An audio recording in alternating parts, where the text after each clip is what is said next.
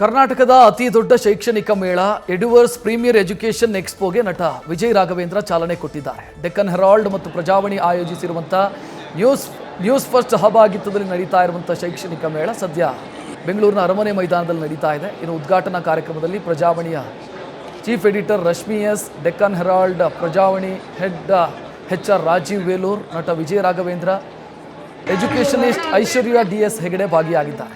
ಇವತ್ತು ಮತ್ತು ನಾಳೆ 2 ದಿನಗಳ ಕಾಲ ಎಡ್ವರ್ಸ್ ಪ್ರೀಮಿಯರ್ ಎಜುಕೇಷನ್ ಎಕ್ಸ್ಪೋ ನಡೆಯೋದಕ್ಕಿದೆ.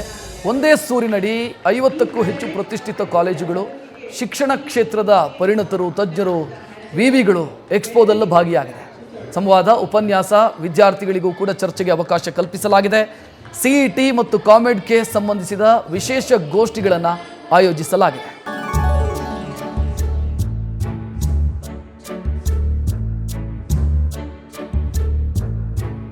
ಸರ್ ಹೇಳಿದಂಗೆ ನಿಜ.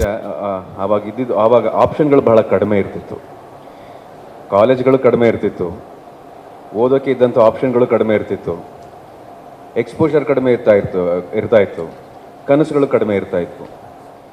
ಇವಾಗ ಯಾವುದಕ್ಕೂ ಮಿತಿ ಇಲ್ಲ. ಅಂದರೆ ಒಳ್ಳೆ ಆಪ್ಷನ್ಗೂ ಮಿತಿ ಇಲ್ಲ, ಕೆಟ್ಟ ಆಪ್ಷನ್ಗೂ ಮಿತಿ ಇಲ್ಲ. ಯಾಕೆಂದರೆ ನಾವು ಸಮಯ ಕಳೀತಾ ಇರುವಂಥ ಅಸ್ತ್ರ ಏನಿದೆ ಅದನ್ನು ನಾನು ಒಂದು ಇನ್ಸ್ಟ್ರೂಮೆಂಟ್ ಅಂತ ಹೇಳಕ್ಕೆ ಇಷ್ಟಪಡೋದು, ಅಸ್ತ್ರ ಅಂತಲೇ ಹೇಳಕ್ಕೆ ಇಷ್ಟಪಡ್ತೀನಿ.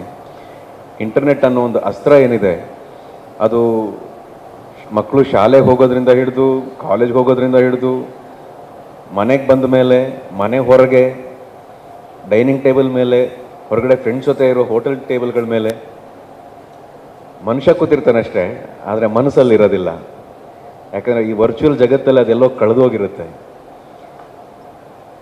ಅದೊಂದು ವಿಚಾರ ಒಂದು ಕಡೆ ಆದರೆ, ಎಡ್ಯುಕೇಷನ್ ಆ್ಯಂಡ್ ಮೆಡಿಕೇಷನ್ 2 ಬಹಳ ಅಗತ್ಯವಾದಂಥ ವಿಚಾರಗಳು. ಸ್ವಲ್ಪ ಜನರಿಗೆ ಅದು ಕೈಗೆಟಕದೇ ಇರುವಂಥ ಒಂದು ವಿಚಾರ ಆಗಿದೆ. ಅಂಥ ಸಂದರ್ಭದಲ್ಲಿ ಆಪ್ಷನ್ ಇದೆ, ಆದರೆ ಅದು ನನ್ನ ಕೈಗೆಟಕ್ತಿಲ್ವಲ್ಲ ಅನ್ನೋ ಒಂದು ಸಣ್ಣ ಕೊರಗು ಬಹಳಷ್ಟು ಜನರಿಗೆ ಇರುತ್ತೆ.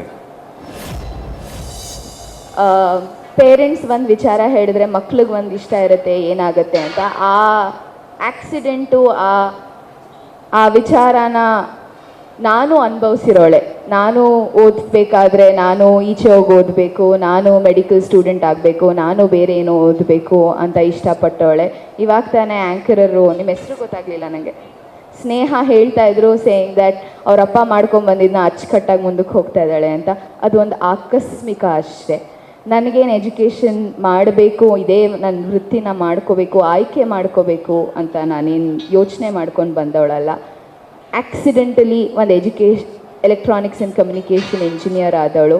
ಆಕ್ಸಿಡೆಂಟಲ್ ಆಗಿ ನಮ್ಮಪ್ಪ ಯಾವಾಗಲೂ ಒಂದು ಮಾತು ಹೇಳ್ತಾರೆ, ದೇವರು ಶಾಪನೂ ಕೊಡಲ್ವಂತೆ, ವರನೂ ಕೊಡಲ್ವಂತೆ, ಅವಕಾಶ ಮಾತ್ರ ಕೊಡ್ತಾನಂತೆ. ಹಂಗೊಂದು ಅವಕಾಶನ ತಂದು ಮುಂದೆ ಇಟ್ಟರು. ನೋಡೋ, ನಂದು ಒಂದಷ್ಟು ಎಜುಕೇಷನ್ ಇನ್ಸ್ಟಿಟ್ಯೂಷನ್ಸ್ ಇದೆ. ನ್ಯೂಸ್ ಫಸ್ಟ್, ನಿರ್ಭೀತಿಯಿಂದ ನಿಮ್ಮ ಪರವಾಗಿ.